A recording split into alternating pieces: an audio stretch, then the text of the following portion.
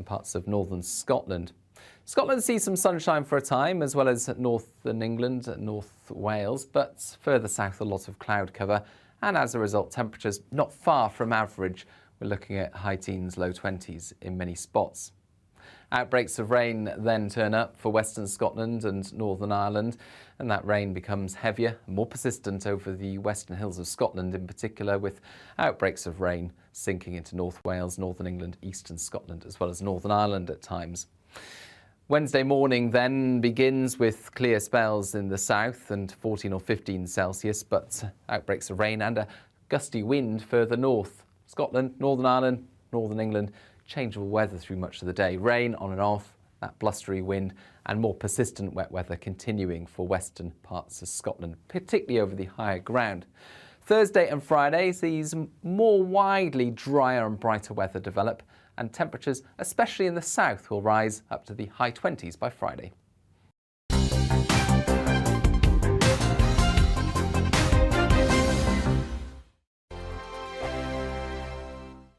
We are GB News. We're right across this great nation. On TV. On radio. On digital. Absolutely everywhere. We don't talk down to you.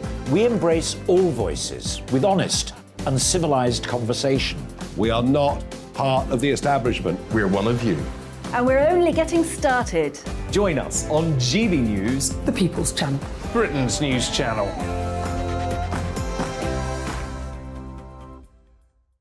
Hi there, it's Stephen and Anne.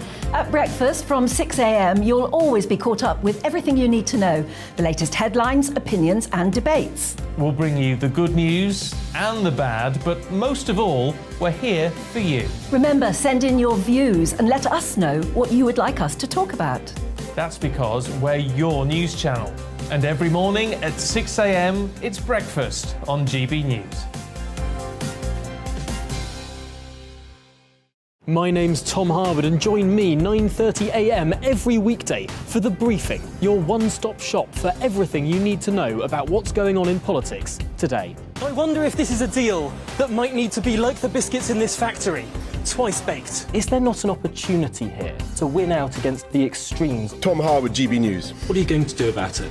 Things should have been done differently, and they certainly are being done differently. Don't miss it. The Briefing with me, Tom Harwood, 9:30 Monday to Friday on GB News. Where would you like to go? Just take me to the studio, please, mate. You know where you're going. I've got a show to do. Friday Night Feast on GB News, 7 p.m. And it's like nothing you've ever seen before. We take a different angle on the week's biggest news stories. The viewers and listeners set me some absolutely mad challenges to do. We're trying to rehome a rescue dog. And yes, there's some other wacky stuff in there as well. I feel like I could take on the world. Well, that's that. Friday Night Feast with me, Patrick Christie's, every Friday, 7 till 9 p.m. on GB News. Be there.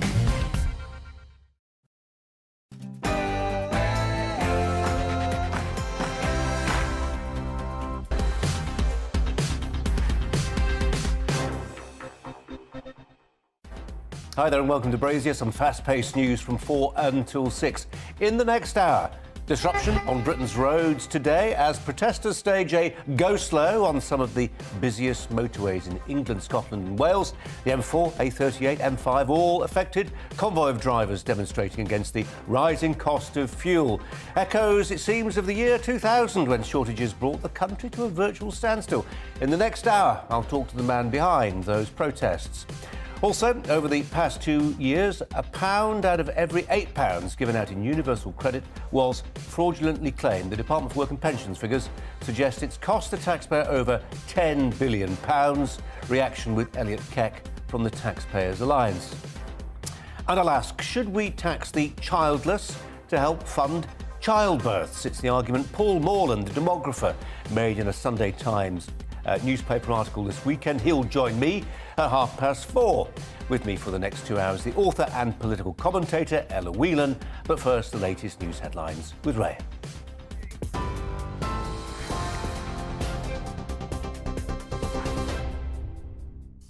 Good afternoon. It's 4:01. Here's the latest from the GB newsroom. At least 2 people have been injured, one seriously, following a gas explosion in Bedford. For more, our home and security editor Mark White is at the scene. What more can you tell us? Well, this was declared a major incident by the emergency services shortly after the explosion, which happened around about 9:30 this morning. The subsequent fire that followed that and the dramatic images that were taken by local residents in the minutes after that explosion showed the flames engulfing this apartment complex. 20 flats were told in the complex. Now, according to the emergency services, all 20 flats have either been severely damaged or destroyed. 2 people have been rescued from the scene. One with serious injuries was flown to hospital by air ambulance. Another person taken to hospital again with a number of unknown injuries at this stage. The search and rescue is still underway. We understand the emergency services have been flying a drone up over the scene of this explosion to try to check for any signs of life, while those urban search and rescue teams make their way gingerly through what is a destroyed property with still some pockets of smoke emerging from this flat complex. I spoke a short time ago to one of the local residents who described what her and her family here saw just after 9:30. I just come back after shopping and driving down the road, and I saw a few people standing at the fence just here behind me, just sort of wondering what's going on here. And then in the distance I could see the flames coming from the roof of the building just behind us. There was so much smoke, lots of flames coming above, and just wondering what on earth has gone on here. And then after speaking to a few of the people that were there, they said they heard a big bang, and it actually shook the house. They felt as though it shook the house as well. Well, 20 properties are, of course, within this flat complex. Now, these people who were housed there have, for the time being, been put up in a local community centre while the local authority determines what the next move is. They won't be going back into that complex. It has effectively been destroyed, so they will have to be rehoused. But for a time, at least, they're probably going to have to be put up in this community centre and then some local hotels. Mark, thank you very much. We'll keep you up to date with all the latest on that as it happens. The Prime Minister was aware of concerns about Chris Pincher's behaviour when he made him Deputy Chief Tory Whip. Downing Street says despite knowing about speculations, Boris Johnson did not think it appropriate to block his appointment. The Prime Minister is alleged to have called him Pincher by name, Pincher by nature. The MP was suspended from the Conservative Party and resigned after claims emerged that he groped 2 men last week. 6 new allegations have emerged since, dating back several years, all of which Mr. Pincher denies. The shooting in Copenhagen is not thought to be linked to terror, with Danish police saying there's no evidence to support that. At least 3 people were killed and 4 injured when a gunman opened fire in one of the biggest shopping centres in the country yesterday. Video from outside the complex shows shoppers running away. Witnesses say others hid inside. A 22-year-old Danish man is appearing in court today. Peter Nordsmark's daughter was in the shopping centre when the shooting started. Yeah, it was terrible because she was calling me that there are gunshots in fields, there's a shooting, I'm running out and I heard in the background as he said that, these 2 boom, boom, something like that, I could hear it. 12 protesters have been arrested on suspicion of committing a public order offence after go-slow motorway demonstrations today against high fuel prices. There has been significant disruption on the M4 in South Wales and M5 from Devon to Bristol as protesters deliberately slowed down. The Severn Bridge was closed for over an hour this morning. Police told demonstrators they could not stop and must drive no slower than 30 miles per hour. It's as the price of petrol hit a record high of more than 191.5 pence per litre. An EasyJet flight to Menorca had to be escorted to its destination by a Spanish fighter jet. It's after a British teenager on board allegedly posted a bomb threat on social media. An 18-year-old was arrested and is due to appear in court. This is GB News. We'll bring you more as it happens. Now let's get back to Brazier.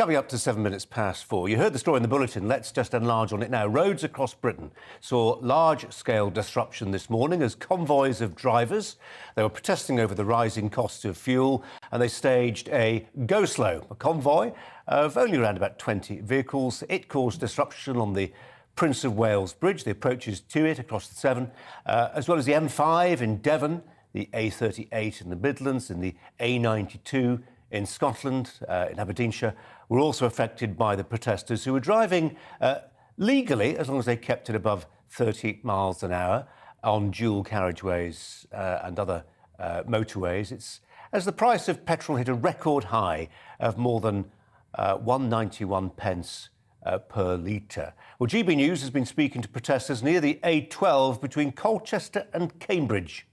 Fuel prices are getting ridiculous now, with over 40% plus tax. So 100 quid worth of fuel, 40 quid of that goes to tax. So I find it a bit ridiculous, as my hobby is to drive, and it's really affecting my bank balance. It's just getting too much for people. There's businesses going down, you know, people can't take their kids on holidays in this country, you know, it just spoils everything. The cost of a barrel was this amount of money, but the fuel was there. The cost of a barrel is still that money, and the fuel's up here.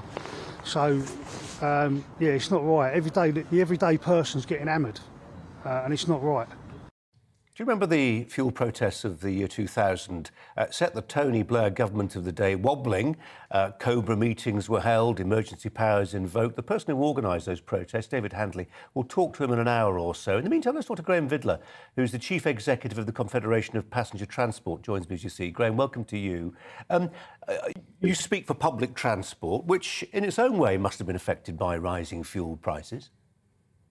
Yes, we speak for the bus and coach industry across the UK, and like everyone else in the economy, we're grappling with the rising cost of doing business. Diesel prices up by 50% over the last year and over 10% in the last 6 weeks alone. In terms of the members you represent, Graham, how much of those rises are they passing on? As little as we possibly can, and we're protecting customers from those price increases wherever we can. So bus fares, for example, have gone up by much less than the rate of inflation this year. Coach fares we're trying to keep down as well, but there are areas such as contracts with local authorities for home to school services where operators are tied into fixed price contracts, which are proving really, really difficult to fulfil in a sustainable way. That poses real difficulties, doesn't it? If you're running a bus company, you do contracts with the local authority, schools, whatever it is, and you're tied to a price when the cost of diesel was a fifth less than it currently is. Boy, that's a problem. Yes, and what we're trying to do is work very closely with local councils to share the burden. And across the country, in Essex, in Devon and in Northumberland, we've reached agreement with local councils where we share the burden of those rising costs by putting a limit on the amount of fuel duty that we need to pay, and the local authority meets the rest. So those sort of examples can be really, really helpful in sustaining those valuable school services over the coming few months. And well, we'll see how those coming few months pan out, and particularly the wholesale fuel prices, and whether they get passed on to the people who are filling up their tanks. Graham Vidler, I appreciate your time. Thanks very much indeed. Let's turn to my studio guest today, Ella Whelan, who's been joined by Elliot Keck from the Taxpayers Alliance, who we'll talk to in just a second. Ella, on fuel protests, do they go anywhere? Are they just a spasm of disaffection? Is it the sign of people getting really grumpy about fuel costs? I think they can, I think if you look to France, for example, and the Gilets jaunes protests, that was something that began as a very specific thing around, green levies and rising fuel costs, and very much a similar situation, which spiraled into quite a significant movement across the country, which was very powerful, in fact, and actually had some influence in relation to the recent elections in France. And so I think that, I think what the government and many kind of commentators who talk about the issue of fuel costs don't realise is that having a car and driving is an essential for surviving in life outside of London. Yeah. You have to have a car and you have to be able to drive if you want to get anywhere, whether that's out to the shops or to go pick up your kids or for jobs or whatever, basically in any place past the M25. And so this is going to be a huge issue for people. And so in the package that you ran just before Graham Vidler, the points that people are making, which is that, whether it's in relation to the tax or indeed in just relation to actually not having the funds to be able to fill up your car, I think, as much as it might cause disruption, these protests, it's certainly an issue that chimes with a huge swathe of the population. Yeah. Every time you fill up your car, it's a call to militancy, isn't it? Because you see it every time you fill up the car. Look at that. Anyway, more on this subject shortly. Now, over £10 billion worth of universal credit was lost to fraud during the coronavirus pandemic and the lockdown. The Department for Work and Pensions figures suggest that that's up from around £2.1 billion for the previous 5 years.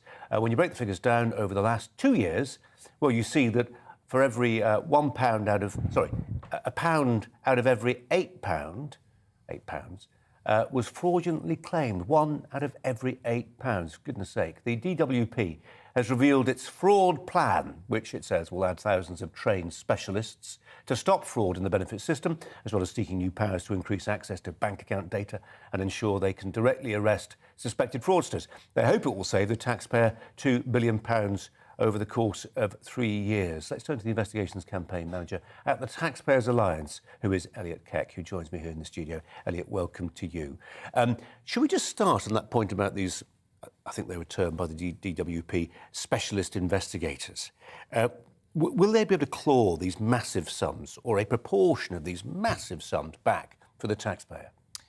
Well, I think the first thing I'd like to say is to applaud you, really, for covering this story so prominently. Other than the Telegraph, I haven't. Hey, it's my money, Elliot. It's my money and yours. I haven't seen this covered anywhere other than the Telegraph today, and it's really astounding. And I think it speaks to how immune people in the media and the Westminster Village are to these huge sums of government waste. We've become so used to it. On the issue of whether the government can claw it back, I think their track record so far is appalling. On the bounce-back loans, they reckon about £4.9 billion was lost to fraud, and their aim is to recover about £6 million, according to the National Audit Office. 6 million? 6 million, yeah, that's according to... I genuinely thought you misspoke. Yeah, I know, it's extraordinary. So I think their track record is pretty poor, and we'll wait and see if they're going to take this more seriously. There's a broader point of principle here, isn't there? And I think that, just to go back to your point about who's covering this story, it's almost a mindset thing. If your mindset is, and I'll be interested to know what Ella thinks of this, if your mindset is it's government money, it sort of belongs to all of us, then you're less likely to be irate about it being fraudulently stolen by people. If you think of it as my money that I've signed off to the Exchequer, then you're more likely to be affronted and personally feel it personally. Government is very happy to spend a lot of time thinking about how it's going to spend taxpayer money, but it spends very, very little time, it seems, working out how to save taxpayer money, and government needs to absorb this mindset that taxpayers have day in, day out of how to save money where it's appropriate and where to spend money where it's appropriate. So I think you're absolutely spot on that. Ella, I think it was John Ashworth, Labour's John Ashworth this morning saying, look, the government's let this get out of control. And, I heard what he said, but there was a bit of me that sort of thought, there were so many voices during lockdown saying, people are really struggling. Throw money at the problem. They need the money now. If that means waiving some of the checks, if that means doing it not by the book, and leaving open the fraud door, as it were, then that's a risk worth taking. I'm not saying Ashworth said that. I'm saying plenty of people did. And it was right to do it. It was a crisis. That's the thing, it was right to do it, because we know that, as much as the government has a reputation for getting things wrong, and you're right, and screwing up, particularly in relation to its different departments. I mean, it seems like every government department at the moment is in some kind of crisis, some kind of, quite sort of almost mundane bureaucratic crisis in which, like, missing emails or not having the staff to catch up on things and process things properly means everything just goes to hell. And that's a point. But we also know that the government has got a bad track record of just not being fast enough at things. And I have spent a lot of time criticising the government. One thing it did get right in relation to the pandemic was just quickly reacting to emergency support, and obviously they got right taking the risk and making quick moves in relation to the vaccine. the question is how, moving forward, how do you prevent these kind of screw-ups? And, whether or not you can claw back the money is, I think probably your pessimism is quite apt in relation to that. But it's the question of how do these things work properly? And, there is a tendency, I think, in all of this to talk about benefit fraud as if there's sort of lots of people who are just sort of on the game trying to game the system. And in actual fact, we have to remember the context, which is that furlough and the kind of support that was given out for many people actually meant a real-time pay cut because, it was given 80%. Organised. I mean, we're talking about fraud. I mean, that sounds perilously close to excusing fraud. And this wasn't a couple of people, sending in fraudulent claims. This was £10 billion worth of fraud. No, that's the point I'm trying to make. I think that quite often this gets the discussion about benefit fraud tends to lend itself to an argument that says there are just kind of scroungers penny pinching here and there. And in actual fact, if this is a case of large-scale organised fraud from people who are not just dealing with 100 quid here or there slipping through the net, but thousands, if not millions of pounds, then you would think that was something that this government department could get a handle on. Well, I think the really shocking thing about these figures is that we saw about 4.8 billion worth of fraud in 2021, but that actually went up to 5.2 billion in 2022. So absolutely right to make the point that during an emergency, during a pandemic, you need to take decisions which may leave the door open for this sort of activity. What was really concerning about this for me, reading these figures, was that government had about a year to work out how to put a system in place that would allow people to get access to universal credit, but without fraudulent claims going haywire. And what we saw in the following year is fraudulent claims actually went up. So having had a year to work this out, government clearly dropped the ball and the figures went up. And I think that's the really shocking thing about this story. Elliot Kate from the Taxpayers Alliance. Appreciate you coming in, Elliot. Thanks very much indeed. Now, in a speech this evening, Sir Keir Starmer is expected to promise to make Brexit work as he outlines his party's plan to, in quotes, end the Brexit divisions once and for all. The Labour leader will rule out rejoining the EU if he wins the next election, as well as pledging not to go back into the single market, customs union, or returning to free movement agreements. Instead, he'll commit to sort out what he calls the poor deal Boris Johnson signed with a 5-point plan, and that includes tackling problems with the Northern Ireland Protocol that's been so eminent in discussions since the UK left the bloc. Well, let's turn to a former Brexit Party MEP, Belinda de Lucy. Belinda, welcome to you. Some will mock Keir Starmer for taking 6 years to arrive at this position, but at least he got there. Yes, eventually. But even now, trying to recast himself as Mr. Brexit is almost laughable. It really wasn't that long ago where he promised to the electorate him and his party would respect the result of the referendum, and then him and his party did everything they could to try and null and void votes, rerun a referendum that had yet to be delivered upon. He is the least trustworthy person I can imagine putting Brexit into the hands of. And it's also very misleading. He says he wants Brexit to work better and he wants a better Brexit deal. What on earth does he think the EU are going to do? Say, OK, yes, we'll give Brexit Britain more advantages at no cost. Of course they're not. If we've learned anything, it's the EU will not budge. And if we want more from them, what price are they going to demand from Keir Starmer for the changes he says he wants to make? The party wants to be part of the EU. Even in 2016, 95% of Labour MPs campaigned to remain in the EU. The leopard cannot change his spot. So I do think it's a bit disingenuous. And when he was asked whether he's changed his mind on Brexit, he always avoids the question and just says, well, we've left, so we've better make it work. He never says, yes, I have changed my mind. So, yeah, I'd be very interested to what he says, but really it's his actions that have proved he's anti-Brexit, pro-EU and anti-democracy. Belinda, if I was a Remainer, and thank God I'm not, the game I'd be playing would look a bit like this. I'd start saying that the economy's on its backside and it just needs something, a little bit of help. It needs some big help. Why don't we go back into the single market? That's what we'll do. We're not going to join the EU. We're just going to take advantage of some of the commercial opportunities that membership of the single market permits. And once you're in, you start down that road. That's what I'd do. The problem is that they would want to rejoin, I believe, by any other name. So they'll say things like, oh, we're just tweaking it here and there, but really we have to give powers over to the EU to join the single market. And these economic tweaks, they are opening a door, and you give the EU an inch, they'll take a kilometre.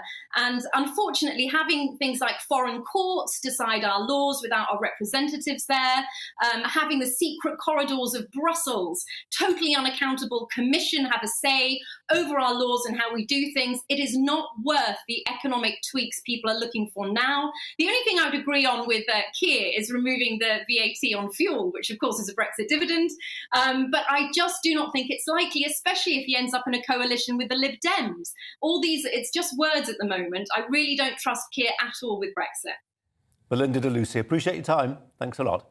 Ella Whelan is alongside me. It's interesting tactically that Keir Starmer feels he's got to make clear where Labour stands on Brexit. And I think that's probably right, isn't it?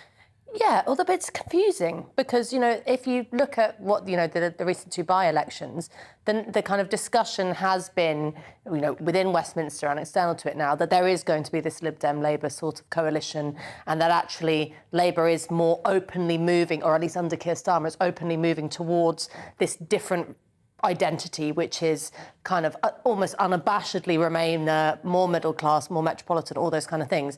And so I think it feels a little bit desperate, like a last-ditch attempt to try and, with the flavour of what's happened in Wakefield, sort of say to those Red Wall voters, don't worry. And I share Belinda's cynicism, which is that I think it's not that people can't change and that he can't realise that he's been wrong, but just in the context of if you listen to she's right to talk about his focus on tweaking things in relation to the protocol rather than understanding that the spirit of democracy that was imbued within Brexit has to be you have to take on board that wholesale. And yes, Boris Johnson hasn't done that either, and we can have his criticism for him. But if you have been head of a party that has been, and particularly as an individual yourself, Keir Starmer, so openly hostile to democracy, not just Brexit, but democracy, it's very hard to forgive that and to trust. In relation to the Northern Ireland Protocol, I mean, a discussion about that has to be centred to it, has to be the D word, democracy, rather than just tweaking certain things in relation to certain policy areas. So, I don't buy it in the same way that Belinda doesn't, I think. OK. Ella, for now, thanks very much. Coming up, EasyJet's chief operating officer has resigned after a series of flight cancellations and disruption, which you've heard lots about in recent weeks. We'll talk to the director of Newquay Airport for reaction to that story. First, the weather.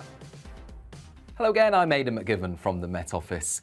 A lot of cloud across the UK today with showers in the north, but mostly fine in the south where some brighter spells are coming through from time to time. Low pressure sits to the north of the UK, just beside Iceland. High pressure to the west. That's trying to move in, and it will eventually bring more settled weather more widely later this week. But for the time being, it's fairly cool. It's fairly changeable out there, a lot of cloud cover and some showers continuing into the evening for northern England, Scotland, as well as Northern Ireland. Eventually the showers become confined to northern and northwestern coasts, drier with clear spells elsewhere, and temperatures falling away, single figures in some sheltered spots, so a cool night to come. But a bright start to Tuesday for many, with the best of the sunshine in the south and the east, areas of cloud elsewhere, and again a few showers coming into North Wales, northwest England and parts of northern Scotland. Scotland sees some sunshine for a time, as well as northern England and North Wales, but further south a lot of cloud cover, and as a result temperatures not far from average. We're looking at high teens, low 20s in many spots. Outbreaks of rain then turn up for Western Scotland and Northern Ireland, and that rain becomes heavier and more persistent over the western hills of Scotland in particular, with outbreaks of rain sinking into North Wales, Northern England, eastern Scotland, as well as Northern Ireland at times. Wednesday morning then begins with clear spells in the south and 14 or 15 Celsius, but outbreaks of rain and a gusty wind further north. Scotland, Northern Ireland, Northern England, changeable weather through much of the day. Rain on and off, that blustery wind, and more persistent wet weather continuing for western parts of Scotland, particularly over the higher ground. Thursday and Friday sees more widely drier and brighter weather develop, and temperatures, especially in the south, will rise up to the high 20s by Friday.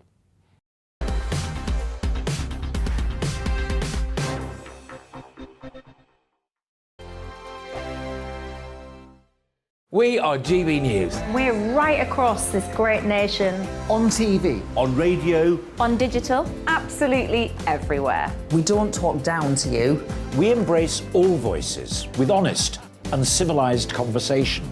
We are not part of the establishment. We're one of you. And we're only getting started. Join us on GB News, The People's Channel. Britain's news channel.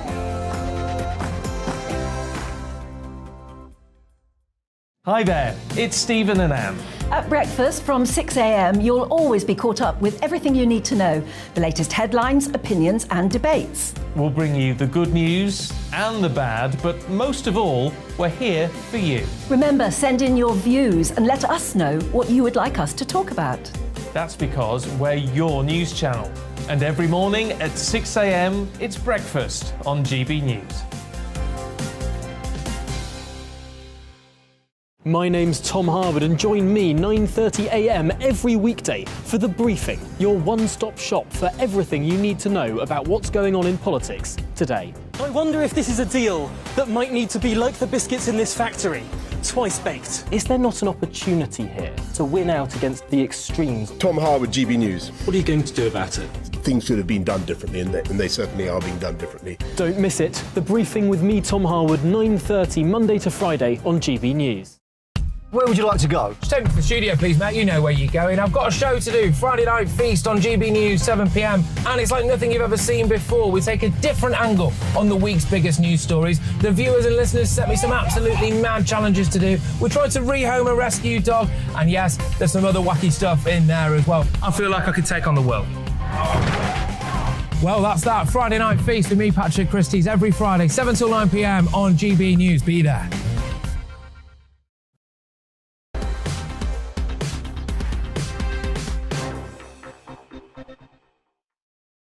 Are you paying too much to fill up your car, your van, your lorry, your coach, whatever it is? Protests on a number of the UK's roads today, spontaneous protests, well, organised spontaneous protests, if that makes sense, protesting about the fact that the government takes 45p in the pound when it comes to every single litre of fuel you use to fill up your car with. Emails coming in plenty on this. Sonia says, in my opinion, if the government was serious about reducing inflation, they could remove 40 pence from fuel duty and VAT. This would help a lot. Sarah says, we don't protest enough. The masses are brainwashed and too compliant. Wake up, world. This is a setup of the worst kind by the worst kind. We must be heard. Paul says, just heard you mention petrol prices in the EU. I don't know what the price of fuel was in Italy before the crisis. However, I've returned from touring in Italy in a hired car for 2 weeks. The price of fuel is the same as the UK. We noticed the price at every garage we passed, and all the Italians we spoke to complained at the price increases. Keep the emails coming in, please. EasyJet's chief operating officer has resigned after a series of flight cancellations and disruption to services in recent weeks. The airline said Peter Bellew had resigned to pursue other business opportunities. Don't you hate the language of corporate departures? To pursue other business opportunities, and wished him well. EasyJet has been one of the worst hit for cancellations, with flights grounded just hours before they were due to depart. The director of Newquay Airport is Tim Jeans, who joins us now. Tim Jeans, welcome to you. Can we just start with a very basic point? A chief operating officer at an airline, what sorts of things would they be responsible for, and to what extent would they be able to sort of muck it up for that airline? Well, chiefly the chief operating officer is responsible for the crewing levels at an airline. So to that extent, Peter Bellew would have been responsible for ensuring that crewing levels were sufficient to allow the airline to operate the schedule that it had planned to fly. Obviously, the chief operating officer is responsible for all sorts of other things, but mostly it's to do with staffing and making sure that the airline has the resources and is safe to fly. And, clearly this is a competitive market for people willing to do all the jobs that an airline requires. What did they get wrong? Were they not paying enough? Not showering staff with enough love and self-respect? What went wrong? Well, it's difficult to say. airlines and the aviation industry generally have had an extraordinarily difficult time post-furlough. There's no question that resources during the furlough period were let go, and possibly it could be said that EasyJet let too many crew go, and in a difficult labour market as we see now, we're simply not able to recover the numbers in sufficient time to operate their summer programmes. So it doesn't matter whether you're talking about airports or airlines. British Airways have the same or have had the same issues. The reality is that we're in a completely different labour market to that we were 2 or 3 years ago. Labour is tight, labour is more expensive, and of course airline crew don't get trained and put onto the line overnight. It takes some time to recruit, to security vet, to pass and to train, and so if you get behind, as EasyJet have done, you stay behind, and that's the reality that we're seeing at the moment. Just on the vetting question, Tim Jeans, sorry if this feels slightly off-piste, but I was listening a couple of mornings ago to plans to reduce the time it takes to security vet people working in our airlines, which we can all understand the impetus behind that. But we also want to get on a plane and know that the person loading the luggage on board can be trusted. Well, that's important. The first priority for the industry is to keep their passengers and customers safe. So I wouldn't, and nobody would, make any apology for the thoroughness of security vetting. The difficulty we've had is that it takes so much time.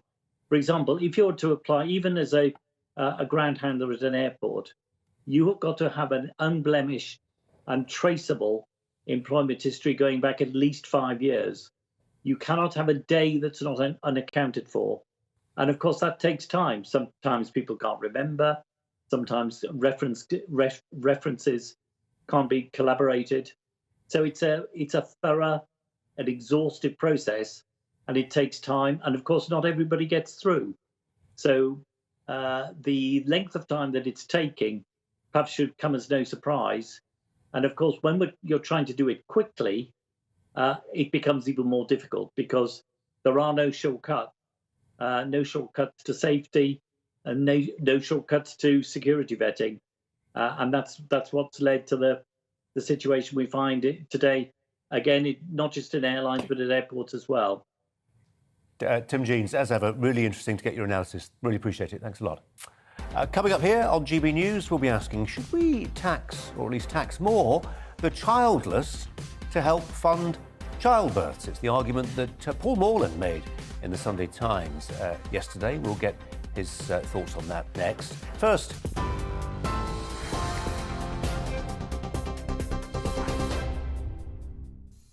it's just after 4:34. I'm Ray Addison. Here's the latest from the GB newsroom.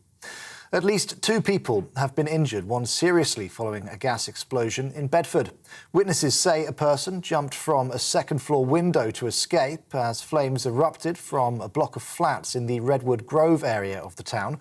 A major incident was declared as all 3 emergency services attended the scene. Downing Street has confirmed the Prime Minister was aware of concerns about Chris Pincher's behaviour when he made him Deputy Chief Tory Whip. The MP was suspended from the Conservative Party and resigned following claims he groped 2 men last week. 6 new allegations have emerged since, dating back several years, all of which Mr Pincher denies. Danish police say there's no indication the deadly shooting in Copenhagen was an act of terror. The attack happened at a busy shopping centre yesterday. Witnesses say people hid inside during the attack while others ran away in a panicked stampede. At least 3 people died, including 2 teenagers. Police say the gunman has mental health issues and appears to have targeted his victims at random. 12 protesters have been arrested on suspicion of committing a public order offence after go-slow motorway demonstrations today against high fuel prices. There's been significant disruption on the M4 in South Wales and M5 from Devon to Bristol as protesters deliberately slowed down. The Severn Bridge was closed for over an hour earlier. It's as the price of petrol hit a record high of more than 191 pence per litre. An EasyJet flight to Menorca had to be escorted to its destination by a Spanish fighter jet. It's after a British teenager on board allegedly posted a bomb threat on social media. An 18-year-old was arrested and is due to appear in court. On TV, online and on DAB+ radio, this is GB News. Back to Brazier in just a moment.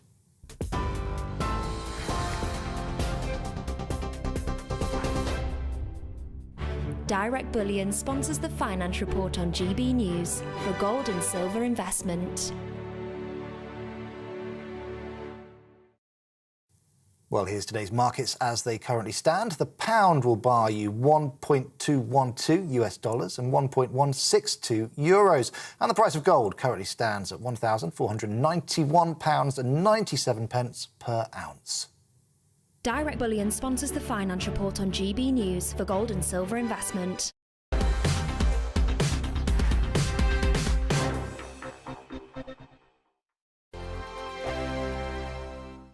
We are GB News. We're right across this great nation. On TV. On radio. On digital. Absolutely everywhere. We don't talk down to you. We embrace all voices with honest and civilised conversation. We are not part of the establishment. We're one of you. And we're only getting started. Join us on GB News, The People's Channel. Britain's news channel.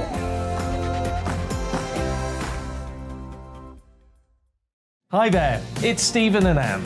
At breakfast from 6 a.m, you'll always be caught up with everything you need to know, the latest headlines, opinions and debates. We'll bring you the good news and the bad, but most of all, we're here for you. Remember, send in your views and let us know what you would like us to talk about. That's because we're your news channel. And every morning at 6 a.m, it's breakfast on GB News.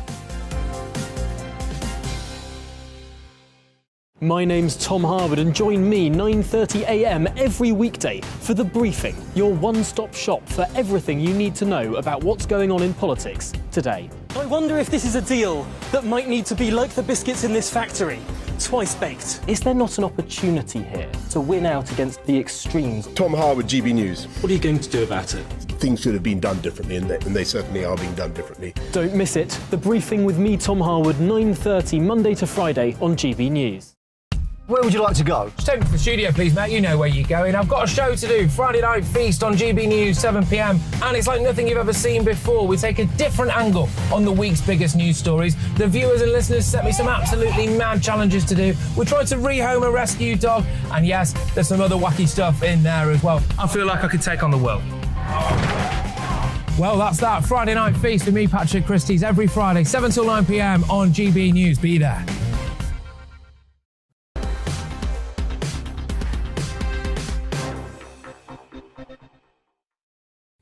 Now, where, oh where, is Britain's Tea Party? When will we see a grassroots movement of taxpayers fed up with being used by the state as human cash point machines? Well, did we see the first stirrings today? The go-slow protest by motorists sick of paying 45p in every pound of diesel or petrol to the taxman. Was this the silent majority waking up? Well, these demonstrations should not for a second be likened to the road closures enforced recently by a handful of environmentalists. Today's convoys consisted, we think, of drivers for whom political protest is something other people do. These were accidental activists, normally too busy getting on with their lives, running small businesses or the kids to school, to take a stand. Well, now, to use the language of the left, they are getting organised. And if I were in government, I wouldn't have given two hoots about Insulate Britain gluing their hands to the M25. Those people were little more than caricatures, often people who didn't need to work, stopping other people from getting to work. They claimed to speak for millions, but were often just trying to impress each other, self-indulgent, priggish and frankly easily ignored. Not so today's protests. Of course, they may fizzle out, but what if they don't? What if there is a repeat of the fuel protests of the year 2000, when Tony Blair's government wobbled after lorry drivers blocked motorways and the country, at least bits of it, ground to a halt? What if Britain is about to get a dose of what France saw with its yellow vest movement? Such movements usually don't last long. They're often an angry spasm directed by apolitical people who are disaffected for a variety of reasons. But the cost of living crisis, epitomised by rising forecourt costs, might spawn something which endures. A coalition of Brits who are sick of being taken for granted. It's not just that they're hacked off with paying taxes higher than at any time since the war, it's the perceived unfairness. They ask, why should we pay so much when so many abuse the system? Today, we learned that during lockdown, £10 billion was stolen from taxpayers. £1 from every £8 paid out in universal credit was fraudulently claimed. But what working people really notice is this. They keep being told the country doesn't have enough tanker drivers, care workers, bricklayers, you name it. They hear commentators blaming labour shortages on Brexit. But then they look around and they see the millions of Britons who don't work. Now, dividing folk into the deserving and undeserving poor is a bit like breaking wind in public. It is rightly frowned on. But there is a difference, a big difference here, between someone struggling to fill up their car so they can work and someone who could work but elects not to. More than 5 million Brits are on out-of-work benefits. 5 million. The number of people now saying they are too poorly to work has increased by a fifth since COVID to nearly 2.5 million. How many job vacancies are there currently in Britain right now? Can you guess? 35 million. Jeremy Corbyn would say the answer's simple. Squeeze the rich. But the richest 1% pay a quarter of all income tax already. And anyway, this isn't about the super rich. This is about ordinary working folk forced to give up a massive slice of their income so they can simply drive to work. It's about the legacies of lockdown, of massive fraud, and hundreds of thousands who would rather let other people work for their living. Many people can't work, and taxpayers have no problem with subsidising them. But tough times make people tougher. Public tolerance of waste and fraud and, yes, slothfulness is waning, even as prices are rising to levels nobody thought possible. Today, July the 4th, anniversary of America's independence from Britain. What started as a tea party, as a protest against high taxation, eventually led to revolt. Today, maybe Britain also needs a revolution. Too many of us believe the state is responsible for everything that goes wrong with someone's life. Too many of us believe that every problem can be cured with government money. Some people have started to wake up to the fact that the government does not have any money, only what it takes from us. And right now, it's taking too much.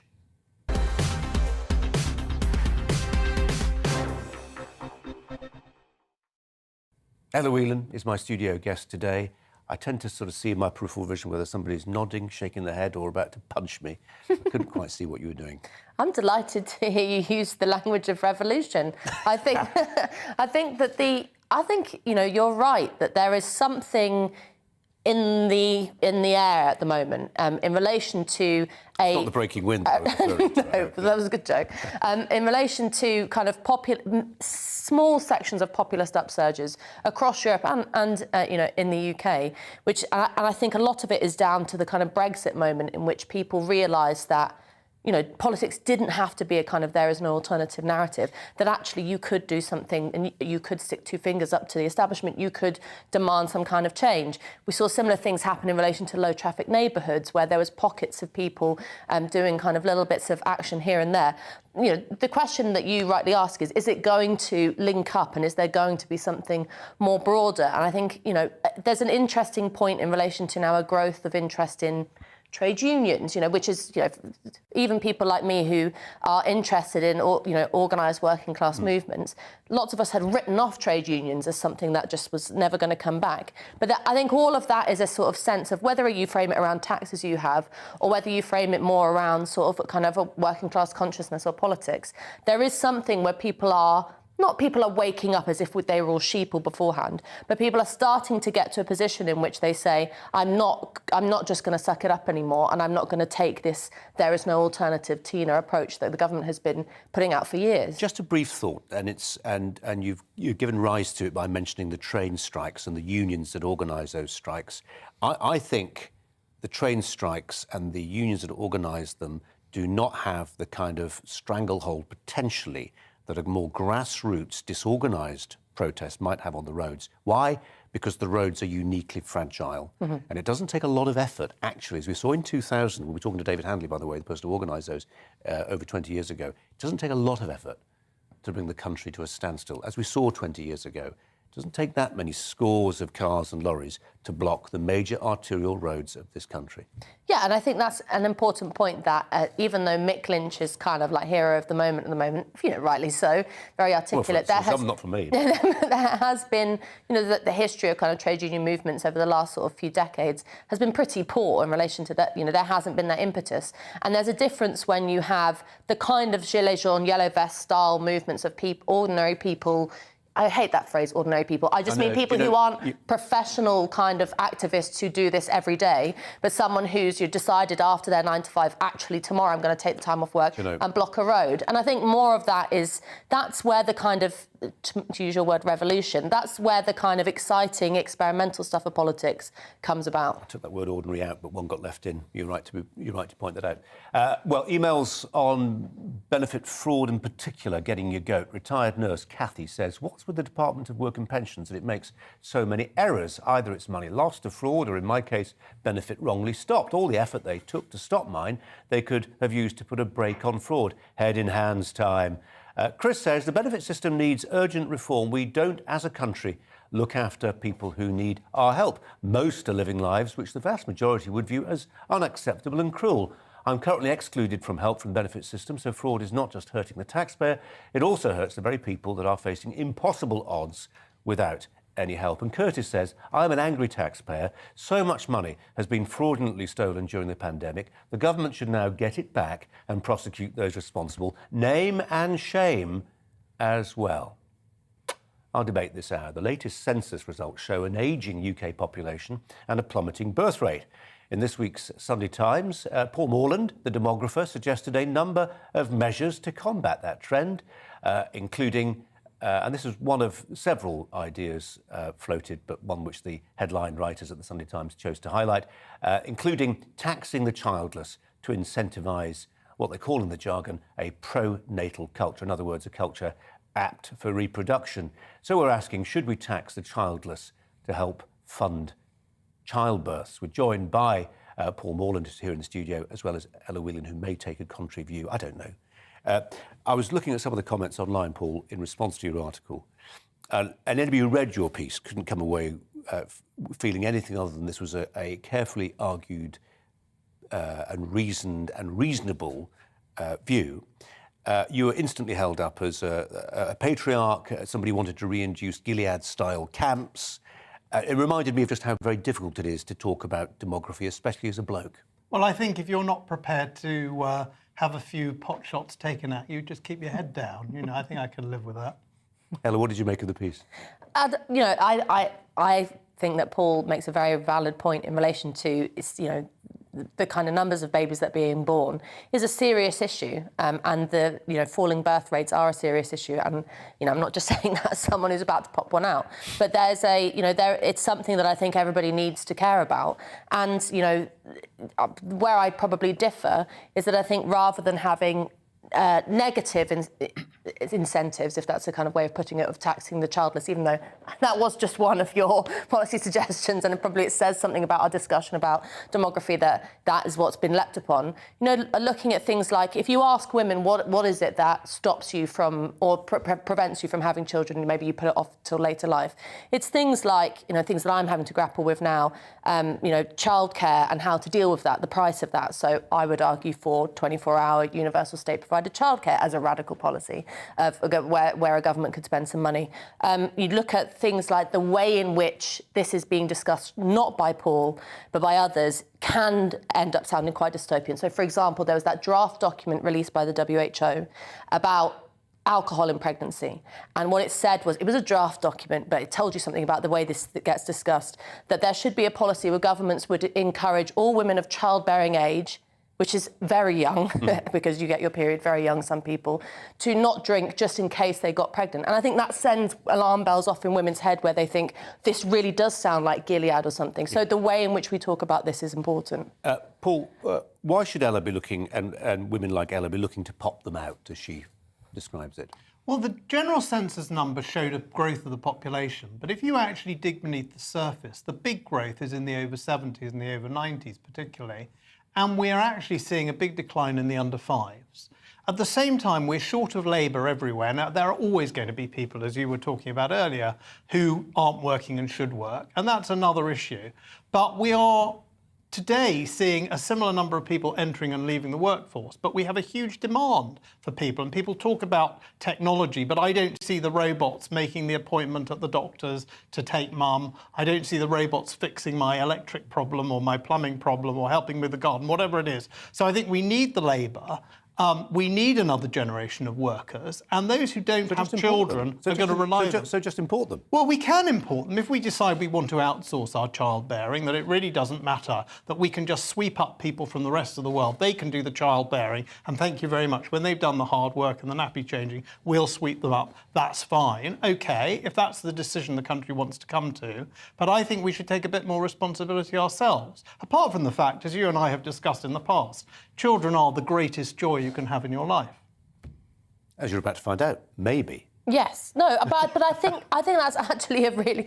I might not be joyful at the moment, you know, having Rennies every 2 hours and that kind of thing. But there is an important point about the way in which we talk about children has become horrible, kind of nasty. Like they are. But what do we say to those people? And I appreciate both of you on this. What do you say to those people who say, "Get your nose out. This personal is not political. This is an entirely private matter." I think that's a very important position. That's why I would say that most of this, rightly or wrongly, comes down to enabling women to have more choice about the decisions they make in their life. So alongside some of the policies that or suggestions that Paul has suggested, I think that would have to come with a change of abortion law in this country, so that if you're really talking about choice in relation to childbearing or pregnancy more generally, you have to have a discussion, I would say, decriminalise abortion and make that readily accessible for women, and incentivise childbearing in relation to tax or whatever it is. But it's really important to say that most of this, and Paul will know more about this, most of this discussion about children at the moment, or population, is that it's a terrible thing. There's too much. So we've had birth strike movements in relation to Extinction Rebellion saying, you know, with people saying you are killing the planet if you get pregnant. That there's a kind of negative discussion about the family, that the family is this toxic thing. And so in that context, women coming into their 30s or whatever and thinking, what are my options? It doesn't look very appealing. Paul, 20 seconds. If there's one thing from your list of things that you published yesterday, what would it be that would change things a bit? More than anything, I think it's a change in the culture. So I've talked about a certificate from the Queen or some sort of national recognition. I don't think government can do it all. We've got to shift the culture. Maybe government can help shift the culture a little bit to people wanting children more than they do today. Paul Morland, thanks very much for coming you. in. Thanks a lot. Time for 5 to 5, discussing 5 things that you might want to know about before 5 o'clock. At 5, the UK is set to see soaring temperatures this month, with forecasters predicting temperatures in the mid-30s. Sunshine brings a warning. Water bosses calling on Brits to save water to avoid, oh look, it's July. It's time to talk about a hosepipe ban. Cutting down on washing cars, small loads of laundry, and taking baths instead of showers. Some of the ways people are being urged to cut down. At 4, the Great British Boozer could be at risk as the number of pubs in England and Wales falls to the lowest level on record. Almost 40,000 pubs in June, down by more than 7,000 in the last decade. Not cheers, is it really? At 3, 2 horror crashes, Formula 1, Formula 2 races at Silverstone yesterday. Experts saying both could have been deadly were it not for a life-saving halo device. Both drivers escaped unhurt. TV replays showed it was the Halo. It's a cockpit fixed safety device introduced to Formula 1 and 2 in 2018 that made the difference. At 2, a 2-year-old girl from Kentucky, the youngest ever member of Mensa, Isla McNabb, is in the top 1% of smartest people in the world and looks set for a future as a child genius, maybe. She was able to accurately label chairs, the sofa and the TV, as well as spelling out CAT next to the family tabby. She's 2. Wow. At 1, residents in an East Yorkshire village have transformed their once disused red telephone box on an ancient footpath into an historian's paradise. It's been called the smallest museum in the East Riding. There's a label. And it's transformed the booth in Low Catton. And it now contains small artefacts as well as various documents about the parish alongside the more traditional book exchange. 5 things you might want to know about before 5 o'clock this afternoon.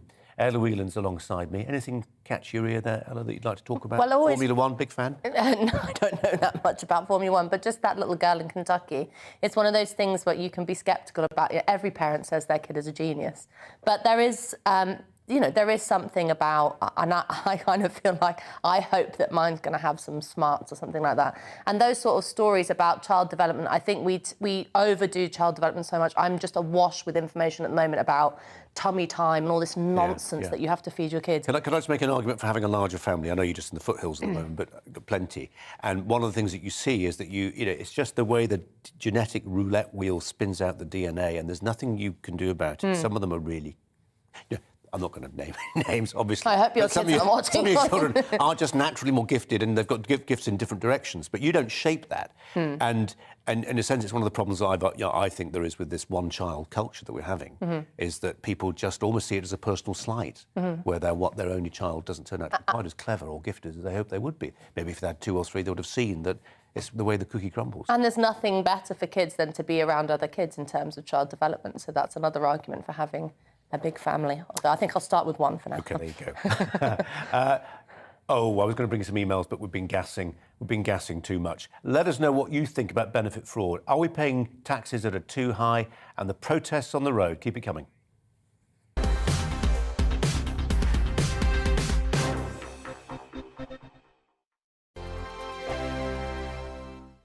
We are GB News. We're right across this great nation. On TV. On radio. On digital. Absolutely everywhere. We don't talk down to you. We embrace all voices with honest and civilised conversation. We are not part of the establishment. We're one of you. And we're only getting started. Join us on GB News, The People's Channel. Britain's news channel.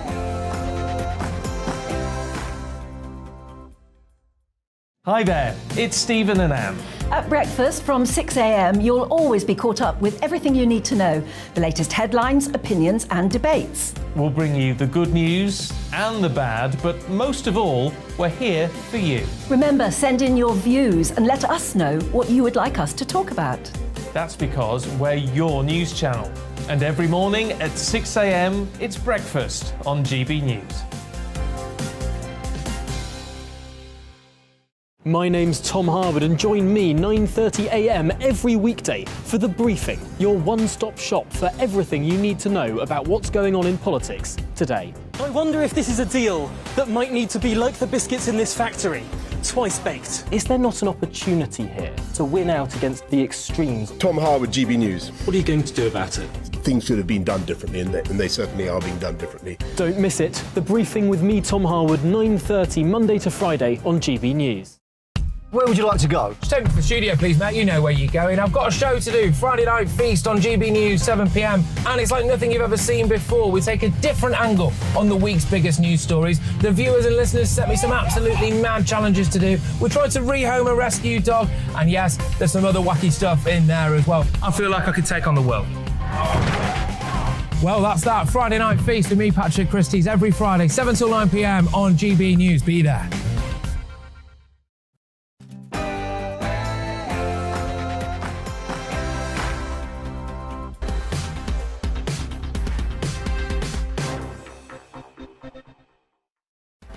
Hi there and welcome to Brazier, coming up live at 5. Disruption on Britain's roads today as protesters staged a go-slow on some of the busiest motorways in England, Scotland and Wales.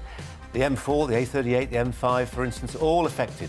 A convoy of drivers demonstrating against the rising cost of fuel. Echoes of the year 2000 when shortages brought the country to a virtual standstill. I'll talk to David Handley, the man credited with starting those protests 2 decades ago, which left the Blair government at the time tottering.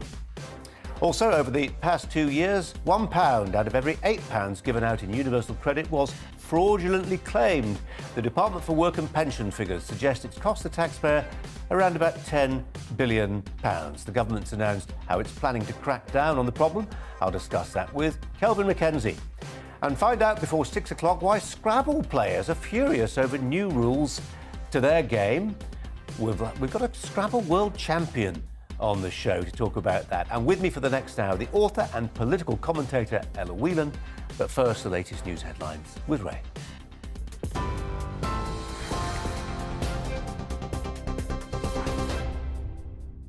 Thanks, Colin. Just 1 minute past 5. Here's the latest from the GB newsroom.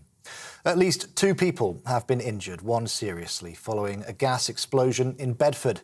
Witnesses say a person jumped from a second-floor window to escape as flames erupted from a block of flats in the Redwood Grove area of the town. A major incident was declared as all 3 emergency services attended the scene. Bedfordshire Fire and Rescue Service say the blaze caused the roof of the 3-storey building to collapse. Local resident Baljit Mamoon described what she saw. I just come back after shopping and driving down the road, and I saw a few people standing at the fence just here behind me, just sort of wondering what's going on here. And then in the distance I could see the flames coming from the roof of the building just behind us. There was so much smoke, lots of flames coming above, and just wondering what on earth has gone on here. And then after speaking to a few of the people that were there, they said they heard a big bang, and it actually shook the house. They felt as though it shook the house as well. The Prime Minister was aware of concerns about Chris Pincher's behaviour when he made him Deputy Chief Tory Whip. Downing Street says, despite knowing about speculations, Boris Johnson did not think it appropriate to block his appointment. The Prime Minister is alleged to have called him Pincher by name, Pincher by nature.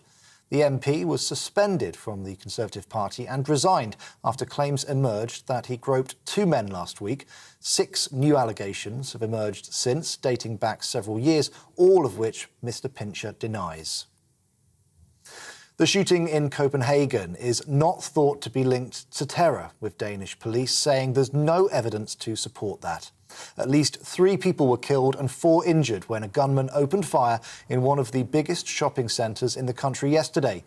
Video from outside the complex shows shoppers running away. Witnesses say others hid inside.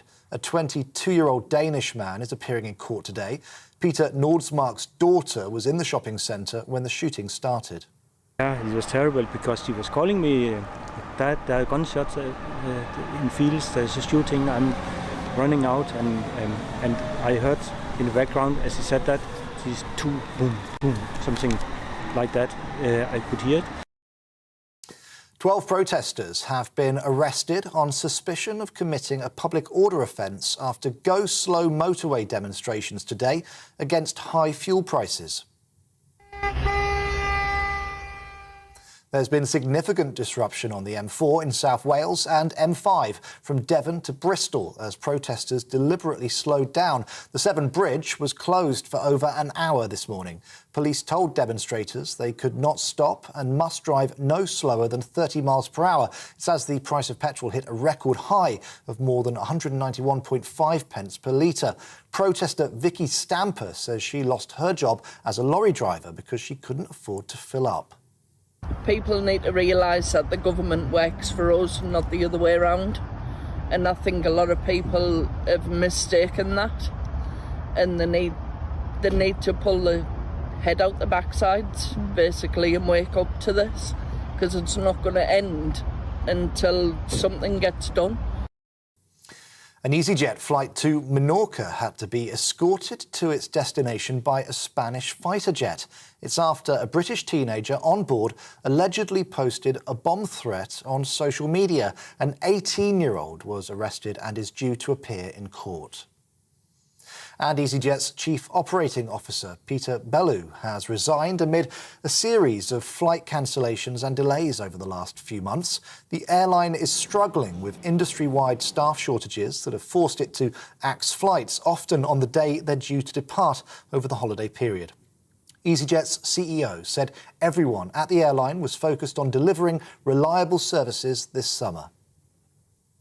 Wimbledon organisers are appealing a fine issued by the Women's Tennis Association for banning Russian and Belarusian players from this year's tournament. The athletes were excluded from the championship in response to the Russian invasion of Ukraine. The WTA and tennis's other governing bodies say they will not award ranking points for this year's Wimbledon as a result of the ban. This is GB News. We'll bring you more as it happens. Now let's get back to Colin Brazier.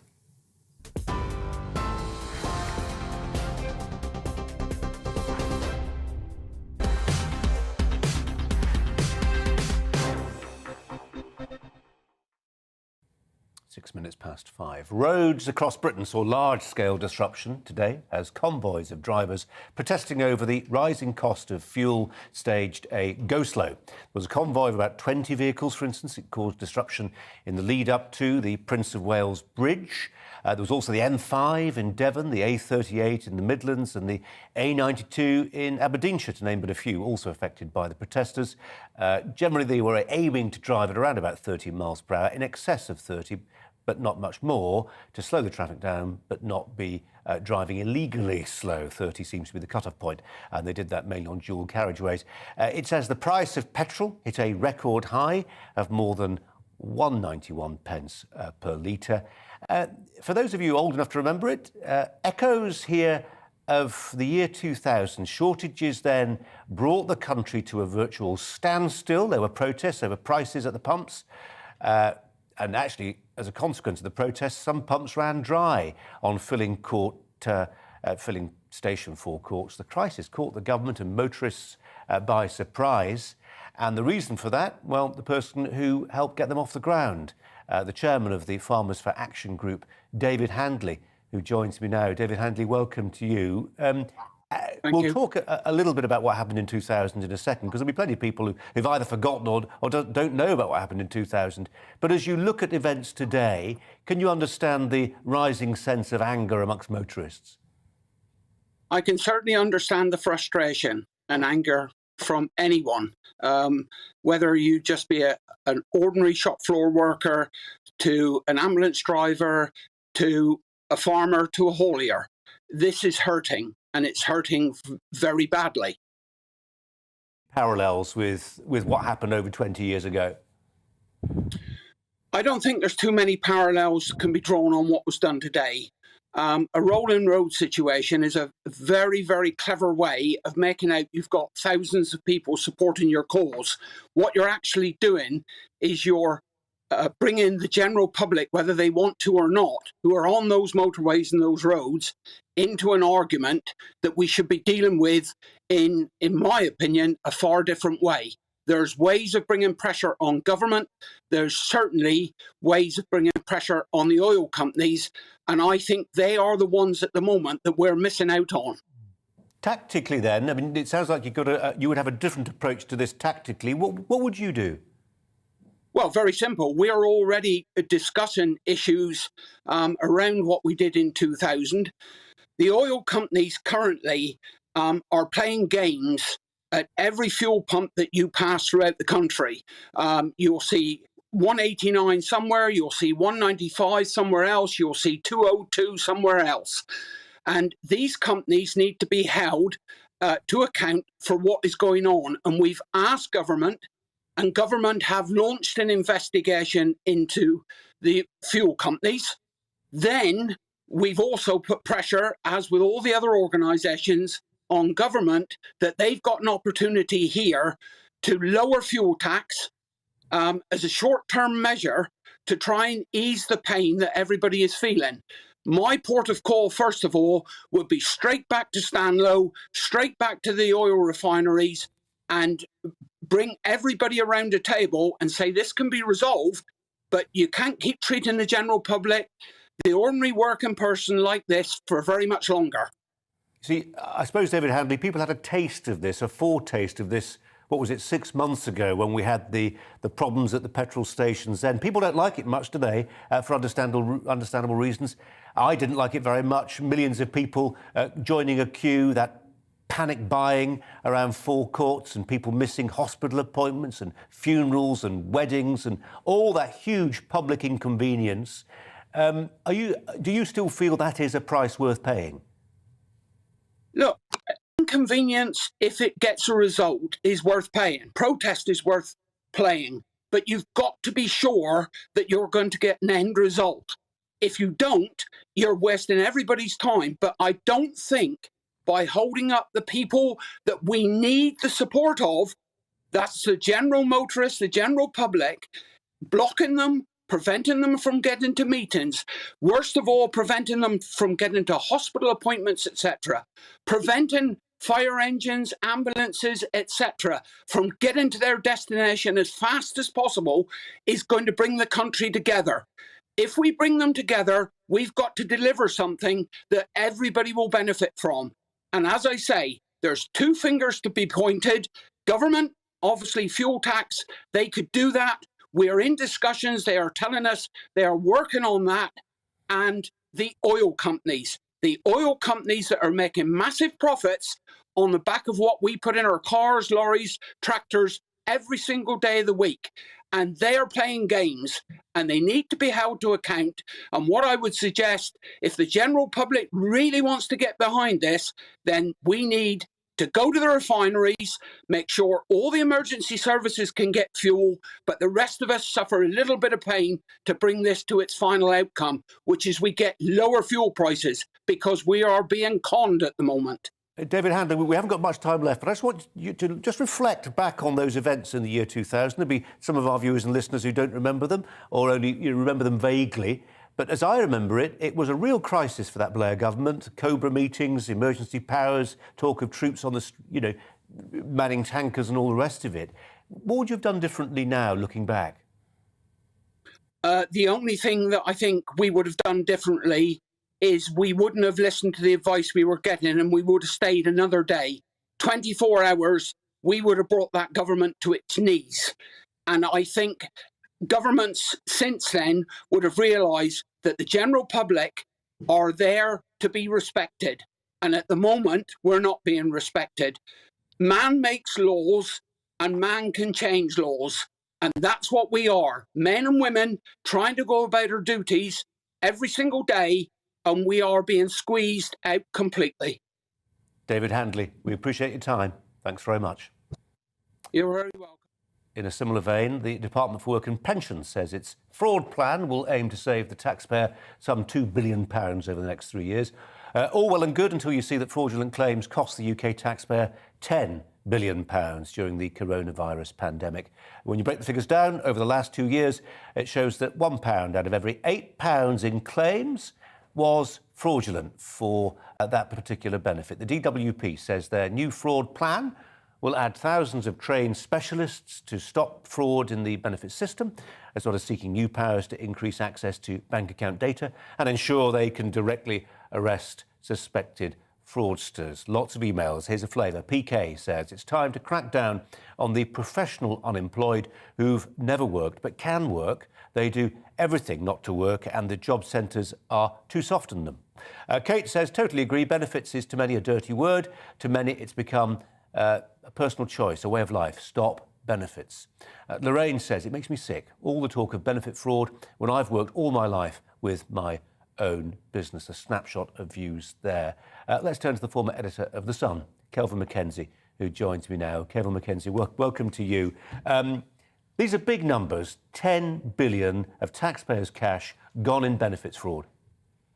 Shocking, shocking. And the only issue I have with your previous guest is if they reduce the tax from your petrol, which is the whole point of the only thing the government can do about pricing, then of course there'd be less money to pay out what I suspect is these fraudsters. The other thing that really makes me laugh about this is that the man that has brought this to the attention that is quoted in the Daily Telegraph today was Jonathan Ashworth, who is, of course, the Labour spokesman on pension and works. And I would guarantee to you that most of the fraudsters were his voters anyway. The truth about the matter is that the universal credit is now £111 billion handout to people. And there was a very good point I read somewhere today about places like Middlesbrough, where a huge number of people who, as far as I know, are perfectly able to work are now not working. And we now have a situation where we pay out all this money on universal credit to people who aren't working, and yet we need a whole load of people to do jobs. And if you're in the hiring business, and I am slightly at the moment, then it's incredible how many people are not available to work. It's astonishing. Yeah, You ask anybody who wants to hire anybody, there is 1,001 reasons why they can't come to work. What do you say to those people who argue it's invidious to talk about to divide up the deserving and the undeserving poor? That's a dangerous game, they say. Well, I don't think it's a dangerous game at all. I mean, if there's a collection of fraudsters, actually, funnily enough, if you drill down into the numbers there, what happened with universal credit was because of COVID, the numbers went from 3 million to 6 million. It doubled, right? As a whole load of people went on universal credit. Now, those people were the self-employed, and the self-employed weren't getting the furlough payments. So they said, right, well, I tell you what, we're short of money. We haven't saved for a rainy day. I'll tell you what we do. We'll go down to the government. And the government haven't got any money. It is you and I and your viewers who have to subsidise their way of life. And the idea that the government is now going to hire 10,000 kind of highly trained kind of financial detectives to find out how you manage to fiddle the money out of it. Where are these people coming from? There aren't enough people. There aren't enough people to make coffee. There's no baristas. There's no this. There's no that. The idea that we're suddenly going to dream up 10,000 to track down these crooks. And when they are caught, they appear in court. And do you know what happens? 99 times out of 100, they walk out the door. And the reason they walk out the door, you know why? Because they say to the idiot magistrate, I haven't got any money. I'm on universal credit. It's a complete racket. Kelvin, if you ask somebody a question, you've got to let them answer. But we appreciate your contribution. Thanks very much indeed. Kelvin Mackenzie there, hitting the top note. Ella Whelan's alongside me. Ella. I think the reason, when we were talking about this in the last hour, and the reason I made the point about benefit fraud often sinking into a discussion about your kind of average crook, sponger, in the way that Kelvin characterised it. I think that's unfortunate, to put it lightly, because we know that what happened throughout the fraud in relation to the pandemic was professional fraudsters who were gaming for a lot of money rather than, when he was talking about your average person living in Middlesbrough being basically a lazy bum, as the way in which Kelvin Mackenzie described it. But there is an important point, there's a really interesting debate to be had about why lots of people are not as switched on or excited about the idea of the workplace, of going into work. 5 million people, yeah. The essential arithmetic, it's a crude depiction. 5 million people on out-of-work benefits, 34 million vacancies in the country. There feels like a disconnect there. And I'm not for a second saying that those, even a majority of those 5 million are not deservedly on out-of-work benefits, but it's still a very high number, and it got substantially high during COVID. And I think you have to ask the question, which is, why aren't people wanting to go into the workplace? What is it about? I would flip it around and say, what is it about these jobs that are on offer that are not attractive to people? I mean, look, when I was younger, I was on what was then called JSA. It's not a fun life to live. It's an onerous thing as much as anything else. And then the take-home money from universal credit is, people are not living a high life on these numbers. In fact, actually, in relation to inflation, it's not even the safety net of universal credit is not meeting most people's needs. But the question is, let's talk about the quality of those jobs. Is it the case that people aren't that excited about going into, becoming a delivery driver or something like that, in which you're working long hours for pennies and that kind of thing? Then maybe the decision to not go to work and to take universal credit starts to become more understandable. I think we need to have a discussion about the quality of work that's on offer at the moment. We maybe need to see some of the upsides of all this inflation, which is those jobs which were unfashionable but tough, like driving a lorry, get paid more, and those jobs which were fashionable with your media studies degree get paid less. And there is a bigger question to be had here, which is the state of the British economy, which I tell you cannot be solved by cracking down on benefit fraudsters. Not now. Anna, thanks very much indeed. This evening, Sir Keir Starmer is expected to announce his plans to make Brexit work in a landmark speech. It's always a landmark speech. The Labour leader will rule out rejoining the EU if he wins the next election, as well as pledging not to go back into the single market, customs union, or returning to the free movement arrangements of before. Instead, he'll commit to sort out what he called the poor deal Boris Johnson signed, with a 5-point plan including tackling problems with the Northern Ireland Protocol that's dominated to some degree discussion since the UK left the bloc. The director of the Academy of Ideas, Baroness Claire Fox, is here in the studio with us. Claire, welcome to you.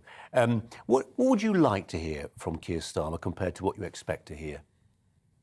Actually, there's something important here, because I do think it is a landmark announcement. It's taken a bit of time. Yep. You do think, goodness, the leader of the opposition has accepted Brexit. And I do think make Brexit work's not a bad slogan, actually, because it's frustrating for those of us who are enthusiastic about Brexit that the opportunities are being squandered by the present government. And the announcements of, no freedom of movement, no return into the customs union, all of these things are exactly as it should be. That's what the British public voted for. He's now accepting it. Great. Now then, then there's the but, right? So you say that, and you might expect that he would then look the British public in the eye and make a point, we got it wrong.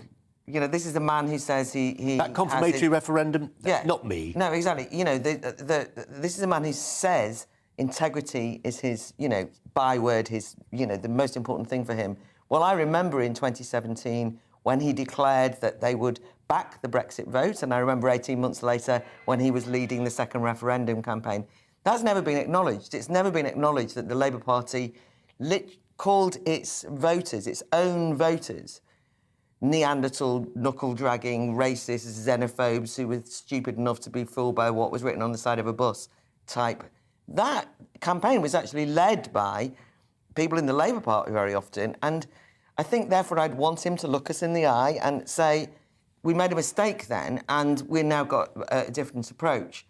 He's never done that, and so I'm rather suspicious. But the other thing is, he says, let's make the most of Brexit. Great, OK, let's go with that one. All that he's come up with are things that will improve our relationship with the EU. It's rather unimaginative. So he's still trying to find ways of having a relationship with the EU. And all of the things, it's quite a funny thing, because he says, we'll go to the EU and we'll have a conversation with them about, I don't know, touring musicians and artists. That'll be good. That's one of the examples he used, or joining in on SATs. I think, does he know anything about the EU? The EU is a rules-based organisation. In order for them to make concessions on anything, I mean, all of these things, the Tories have gone and said, we want to be able to have travelling musicians and all the rest. They say, yeah, you'll have to accept this rule, that rule, that rule. There's always conditionality. Exactly. And so they say, and it's perfectly reasonably, the government says, no, we left the EU, we're not taking your rules. A pledge is a pledge, it's fine. But what's to stop in 2 or 3 years' time? He's in number 10. He's got somebody in the Treasury saying, look, it's a really easy hit. We need a significant economic uplift. Just go back to Brussels and say, we don't want to rejoin, but we wouldn't mind a bit of single market membership, please. I think there is incremental small steps in the direction of a conciliatory relationship with the EU that will be part of this speech, which makes me anxious. I don't think there's any guarantees. His underestimation of what the Northern Irish Protocol means, which is all about sovereignty, forget the details of it. He hasn't mentioned the importance of sovereignty.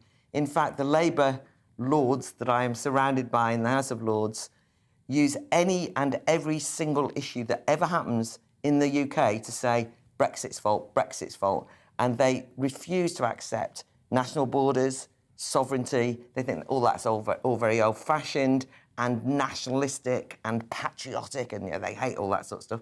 So, you can't just say it's a landmark speech, because I think it proves to those of us who went for Brexit that Brexit actually is something you now can't publicly say you're going to overturn if you're going to get anywhere in an election. But I suspect that the Red Wall voters that turned against Keir Starmer in the past are not stupid enough to read to believe what they read on the side of a bus. That wasn't why they ever vote Brexit. And they're not going to be stupid enough and daft enough to take out a word. Somebody who's broken that word and is not being straight with them now. And who looks like he wants to have a nice, cosy relationship with the EU in a kind of Theresa May kind of not real Brexit kind of way. And I think, therefore, I will reserve judgment, but I'm not hopeful that this is a very positive step forward. But we can all agree you're right. It is a landmark speech, nonetheless.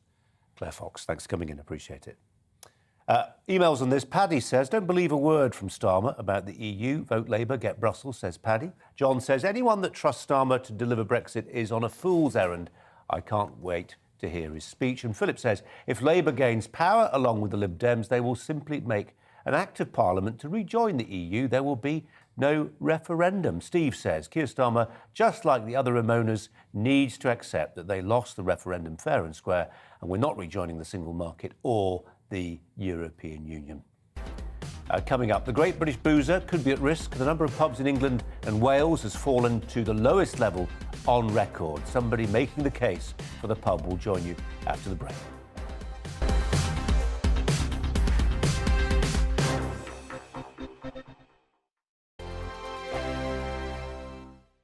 We are GB News. We're right across this great nation. On TV. On radio. On digital. Absolutely everywhere. We don't talk down to you. We embrace all voices with honest and civilised conversation. We are not part of the establishment. We're one of you. And we're only getting started. Join us on GB News, The People's Channel. Britain's news channel.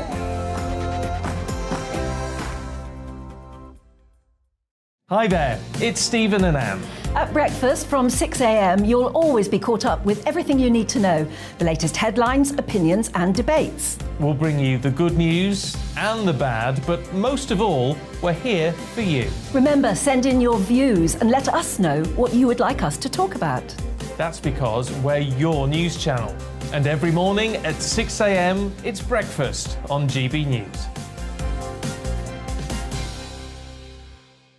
My name's Tom Harwood, and join me 9:30 a.m. every weekday for The Briefing, your one-stop shop for everything you need to know about what's going on in politics today. I wonder if this is a deal that might need to be like the biscuits in this factory, twice baked. Is there not an opportunity here to win out against the extremes? Tom Harwood, GB News. What are you going to do about it?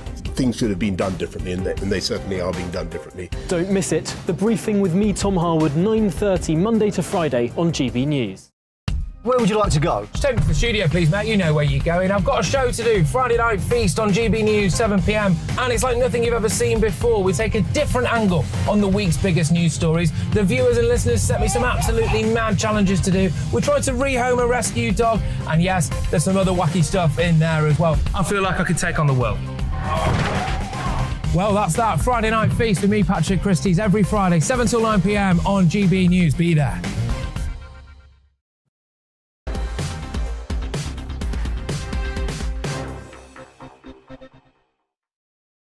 Some hot weather coming. The beer gardens will be doing well, you'd presume. But overall, the number of pubs in England and Wales, it's fallen to a record low. There's a report suggesting that 200 shut in the first half of this year alone. Pubs have struggled through the course of the pandemic, of course, now threatened by soaring prices, higher energy costs especially.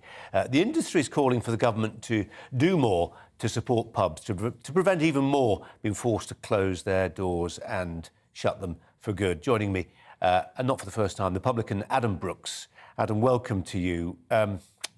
It's a story we keep doing, and I will tell anybody I can that the pub is more than just a business. It's a focal point for a community. It can be a school for young people to learn to drink sensibly, although that might sound. but it does feel like the wind's turned against them. Yeah, definitely. I mean, it wasn't easy for pubs pre-pandemic, but certainly after, and coming through the pandemic, many of my colleagues in the industry, are still struggling with debts, and I've got a couple of bounce back loans myself that I'm servicing, and we've just been hit with inflation, and it's just getting harder and harder. So what we've got to remember is that the pub model, the pubs in Britain and Ireland, they're unique from anything around the world. They should be protected. They're almost like a heritage, part of our heritage. So, obviously I've been in pubs nearly all my life. I grew up above pubs. My dad took his first pub in the 1960s. So it's something I'm quite passionate about, Colin. But it's it's a worrying time seeing so many close, and the way things are going, I can only see more closing. I'm starting to find it a lot harder now as well, with inflationary pressures. And, people are saying they're picking and choosing when they're coming to the pubs as well now. You're seeing a lot of regulars that, they might come twice a week now rather than the 3 or 4 times that they was coming before. So it's certainly, there is a societal change since the pandemic. And obviously we've got slightly less trade, but we've got higher costs. And that's a bad sort of mix when you're servicing debts for many publicans out there. So it's definitely a worrying time. It's the first time, we won't be new to a lot of people, but it's the first time I've heard that analysis that says we've got to see pubs as part almost of the heritage industry. That feels true. And I wonder how many beautiful old Victorian pubs have just had their, insides ripped out and thrown into skips in a way that they shouldn't, probably ought not to have been allowed. Just on the point about lockdown, lockdown changed lots of habits, didn't it? I mean, there are probably people still who, I don't know, get their hair cut with a friend rather than going to a hair salon because they realise actually they could save some money and have it done by a friend. And that analysis kind of works with pubs too. There was already a trend in our increasingly lonely and atomised world of people drinking at home, sometimes alone. But that was worsened, wasn't it? Yeah, look, again, we've had this for many years in the pub industry, where supermarkets, the floodgates was open with all new regulations, and supermarkets were selling beer cheaper than water.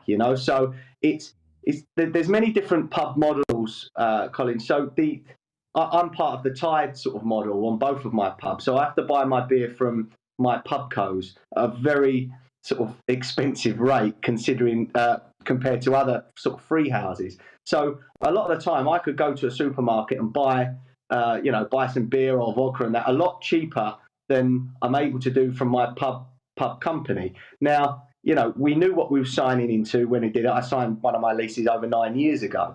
So, you do your due diligence, but the society has changed and the industry has changed since. And I think for this pub industry to grow again and survive, the pub Tide model, the Tide pub model needs to really be looked at. And I know many publicans are sort of challenging their lease agreements at the moment. I'm one included. Adam, who's the football shirt belong to? That's Jeff Hurst, that one. Fantastic. Lovely to talk to you. Thanks very much indeed. Adam Brooks there. Ella Whelan is alongside me. Fan of the pub? Very much so. And I think your point, your opening point about it being so much more than just, a boozer is really important. Actually linking to what we were talking about with Paul Morland, there, as much as the crisis in, having kids, there's a serious crisis in dating and people getting together, and the whole discussion about apps and things like that.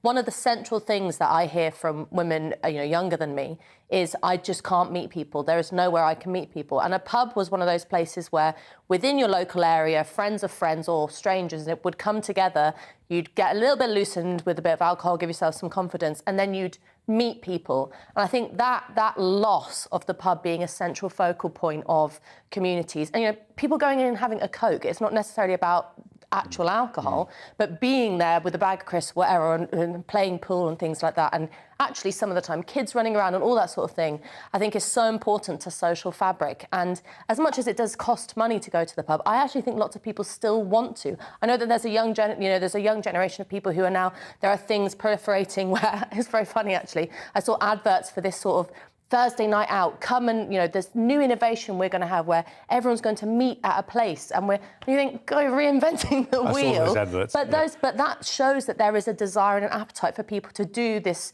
very old-fashioned thing, which is meet at the pub. Ella, for now, thanks very much indeed. Coming up, we're going to be discussing what should be on a history syllabus. Stay with us.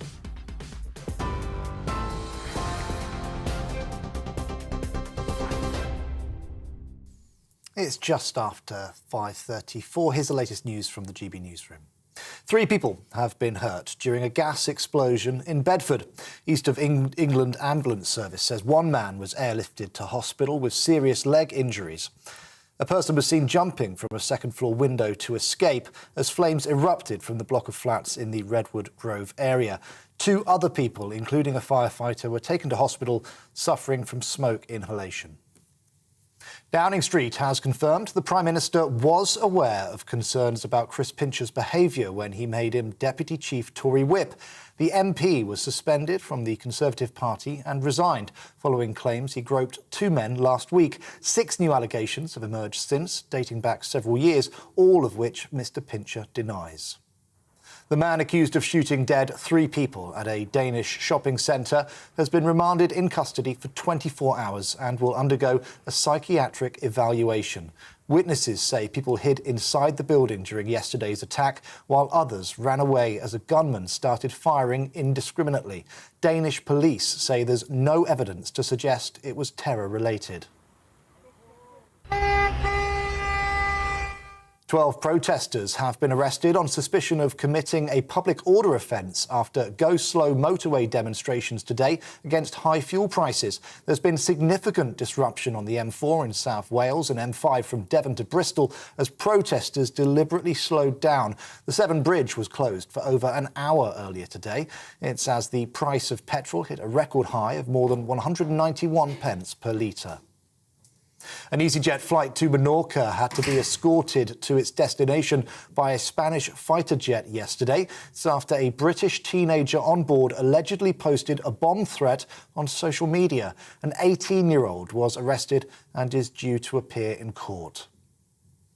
On TV, online and on DAB+ radio, this is GB News. Back to Brazier in just a moment.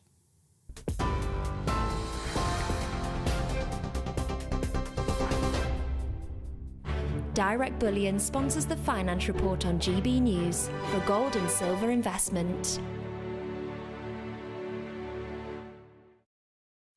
Here's a quick snapshot of today's markets. The pound will buy you $1.211 US and 1.161 euros. And the price of gold currently standing at £1,491, 92 pence per ounce. Direct Bullion sponsors the Finance Report on GB News, investments that matter. We are GB News. We're right across this great nation. On TV. On radio. On digital. Absolutely everywhere. We don't talk down to you. We embrace all voices with honest and civilised conversation. We are not part of the establishment. We're one of you. And we're only getting started. Join us on GB News, the People's Channel, Britain's news channel.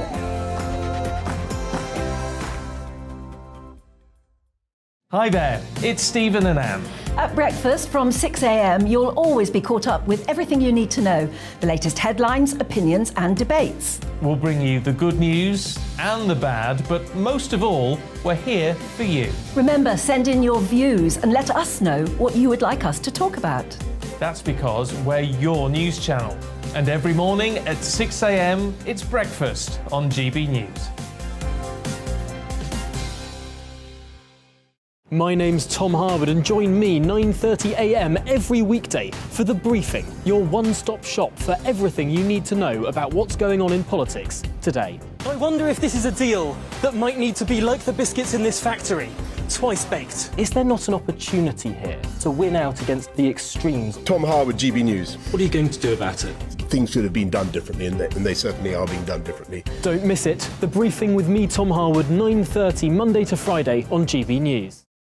Where would you like to go? Just take me to the studio, please, Matt. You know where you're going. I've got a show to do. Friday Night Feast on GB News, 7 p.m. And it's like nothing you've ever seen before. We take a different angle on the week's biggest news stories. The viewers and listeners set me some absolutely mad challenges to do. We tried to rehome a rescue dog. And yes, there's some other wacky stuff in there as well. I feel like I could take on the world. Well, that's that. Friday Night Feast with me, Patrick Christie's, every Friday, 7 till 9 p.m. on GB News. Be there.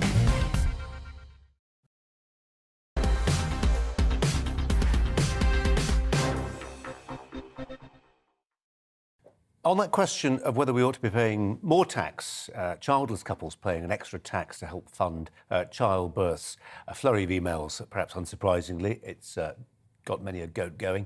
Sian says, you must be joking. How can you punish women who can't, don't have kids? Lee says, the suggestion to tax the childless is absolutely mad. I have no children, not by choice. It just happened that way. At 43 and single, it is very unlikely I will be having children. I will not pay more for other people's children. And Michelle says, has it crossed anyone's mind that there are people who see this world being so horrible, they don't want to bring a child into this world? Clean up the world, stop the useless wars for profit and the corruption. The government needs to keep their noses out of people's business and support the right to choose. A Conservative MP has said that schools should teach more medieval British history. Alexander Stafford warned that not studying medieval history could lead to, as he put it, losing vast chunks of our history.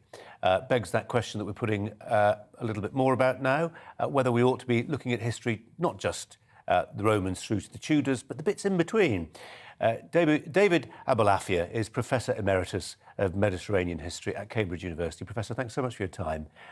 It's become a cliche within the culture wars that history in this country is absolutely too focused on certain events, whether that's Roman history or the Holocaust or the Tudors, and that inevitably means that other periods of history are neglected.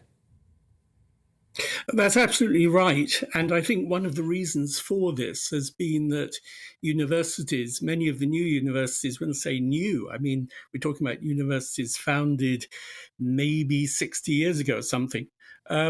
They decided when they set up their history syllabus that they didn't particularly want to teach medieval history. So they would start, some of them around 1500, some of them as late as 1800. And this meant that a whole generation, not just of students, but of course you're also thinking about the teachers, the people who are going to go into the schools, have not been exposed to earlier periods. And it means that essentially 1,000 years of British history is ignored. That is absolutely right. And one of the things I think one sees with students is it's a question of what I call the scale of the past. They lose a sense that the centuries, that the flow of the centuries, if you see what I mean. I remember students once, I had a course, a very specific course about a particular ruler in the 15th century. And when I was marking the exam papers in Cambridge, they, instead of putting sort of 1459, they would put 1759 or 1659. They didn't even seem, and this is Cambridge after all, they didn't seem to know which century they were actually in. And that was this sort of sense that the way history has been taught has been these sort of bite-sized, well, more than bite-sized chunks, separate from one another, leaving, as you say, 1,000 years by and large as, something that can be just glossed over. Is it happened partly because they can be dismissed as the Dark Ages, a time during which, compared to, say, the Roman invasion, occupation, or what happened beyond 1500, it can be argued that relatively little happened. I mean, that's not true, is it? That's just so not true. But that sense of the Dark Ages. Well, there is that sort of hangover from the concept of Dark Ages, and insofar as the term is used nowadays, it tends to be used for the sort of Anglo-Saxon period, the Vikings, and even earlier barbarian invasions, and people would quarrel with that in any case. But I think the most important thing about studying medieval history is simply this, that particularly in the case of this country, so many of our institutions actually go back to the Middle Ages. And in order to understand how these institutions institutions operate today, you really do need to know what their origins were. I mean, just to give you a list, Parliament, that is something which emerged in the 13th and 14th centuries.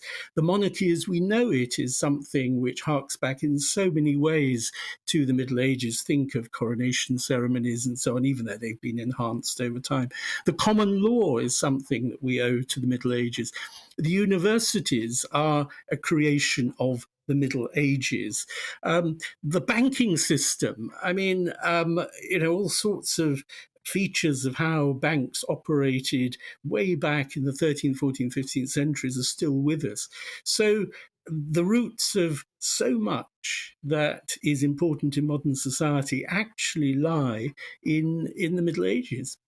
Do you think that there's almost a resentment, there's a determination not to look deeply back into history, because there's almost a sense in which you can't then reset the clock to year zero? If you're in the business of revolutionary social change, having to admit, for instance, if you're a university, that your history is 1,000 years long and actually trying to change things dramatically, it runs counter to this long heritage. It just feels to many people, it certainly feels to me right now, that we're junking so much of our history, and it's easier to junk if you don't know it. Absolutely. I mean, there's a suspicion of ancient traditions, and some of them may well be quaint, but there may also be things that people really connect with. I mean, we saw this during the Platinum Jubilee, where the sort of love for the monarchy and so on was being expressed in so many ways, and the sort of traditions, some of which, as I say, go way back to the medieval period, which are still alive in our midst. So there's that side of it, but there's also, as you say, there is an attempt to recast the past nowadays in the light of current political obsessions. And we've seen this particularly with that whole group of ideas which calls itself very grandly critical race theory, but is largely concerned, when it comes to history, largely concerned with the role of the slave trade. Now, we know the slave trade was absolutely horrendous, and nobody's trying to defend it. But there's a lot more to understanding the last 1,000 years than the slave trade, and really getting that sense of proportion, understanding that these issues are part of a much, much bigger picture, and not just British, not just European, actually a global picture that needs to be studied, is something that we really need to insist upon. Professor Abulafia, really appreciate your time. Thanks so much. Now, there were a very different kind of story. There were two crashes in the Formula 1 and Formula 2 races at Silverstone yesterday. Experts suggesting both could have been deadly were it not for the life-saving Halo device. Both drivers involved escaped unhurt, relatively unhurt. TV replays showed it was the cockpit fixed safety device. It was introduced in 2018 that probably made the difference. The racing driver and former Stig, Ben Collins, joins us now. Ben Collins, welcome to you. For those like me who don't follow Formula 1 or 2, the Halo, what is it? What does it do? So the Halo was introduced as a sort of head protection device, effectively, going back to, the terrible year when Ayrton Senna was killed and Roland Ratzenberger. And before in Formula 1 for decades, there's been a huge movement towards safety. And it's been known that projectiles or parts of the car could come up and hit a driver in the head and cause a fatal injury. So it's something the sport's been working on. And so the Halo device effectively is a shield that goes around the cockpit, and it protects you from wheels, or if the car tips over onto its roof, from skidding along into something that can effectively hit the driver in that area. So it's a huge improvement. It certainly proved itself at the weekend with two cars that went over, particularly the one in Formula 1 with Zhu.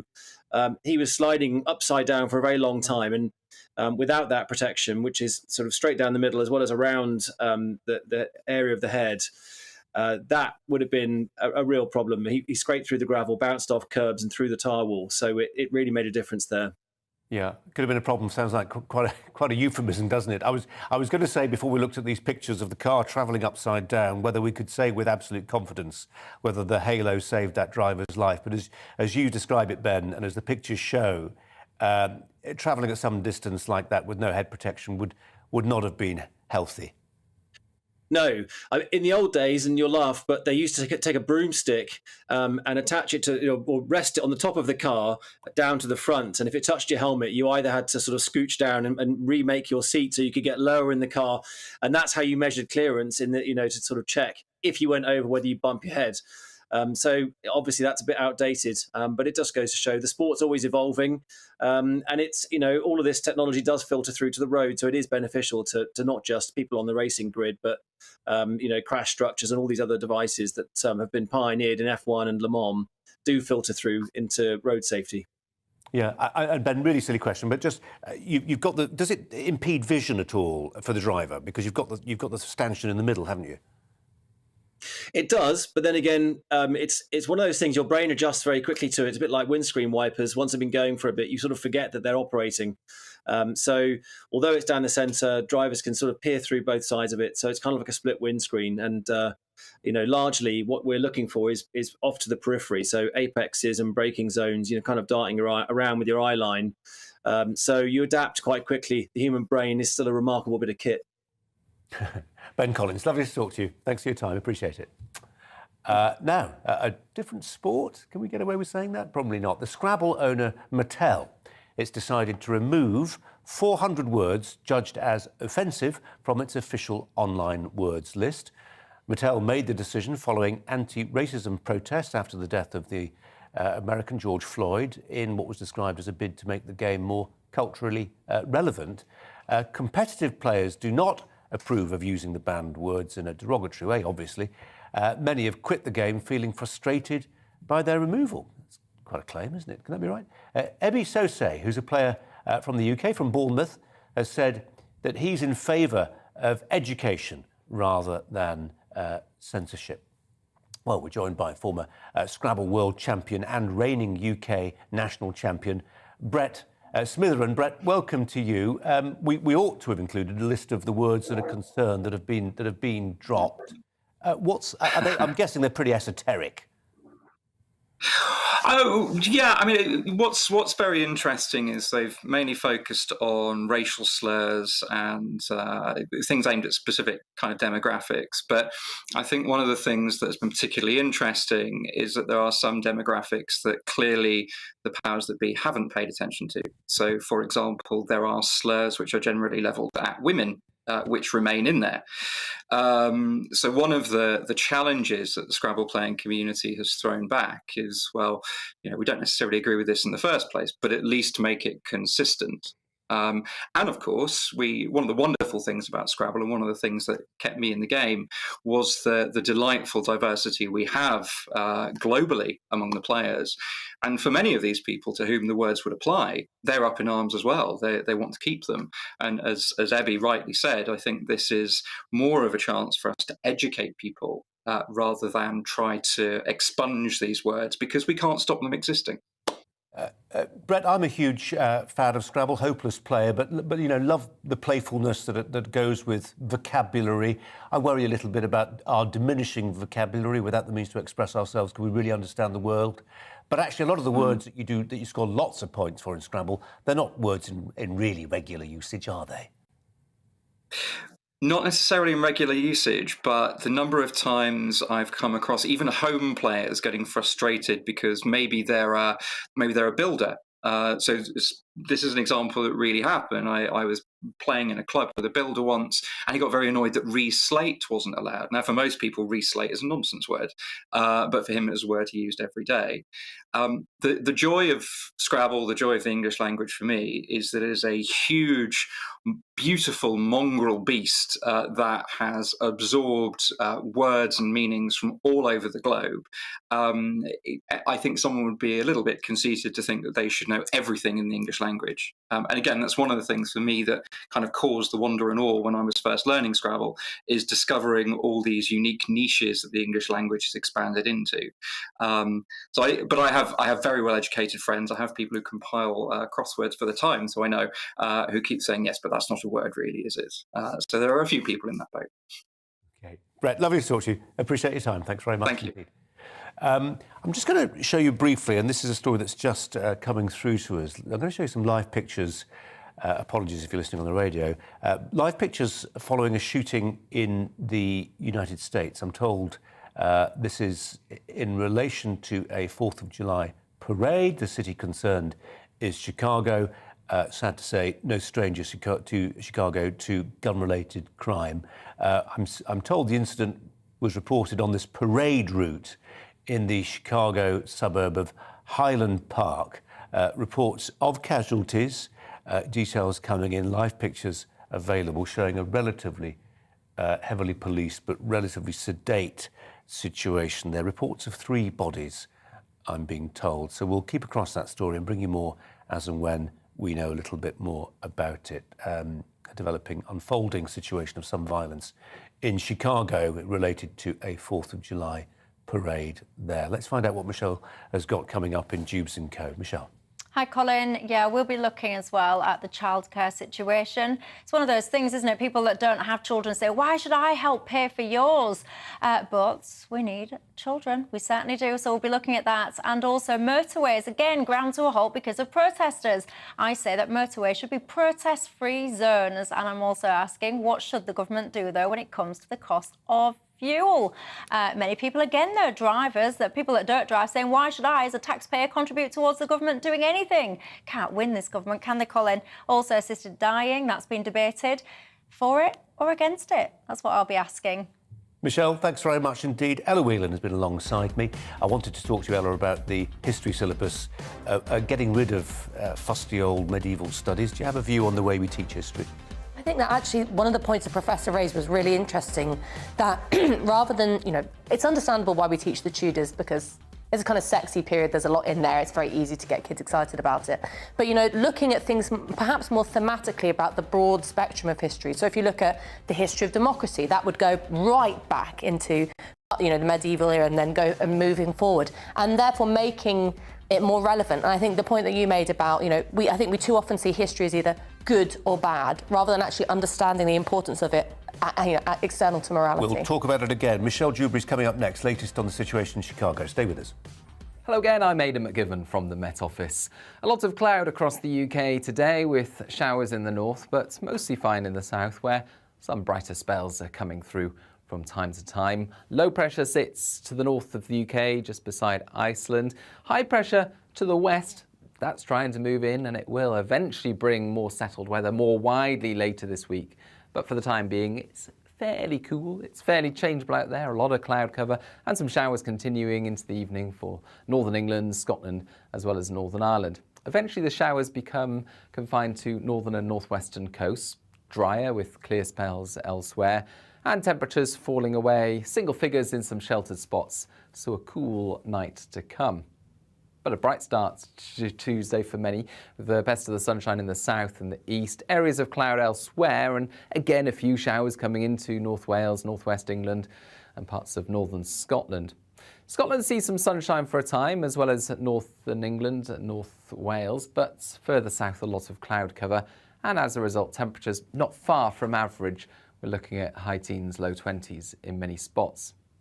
Outbreaks of rain then turn up for western Scotland and Northern Ireland, and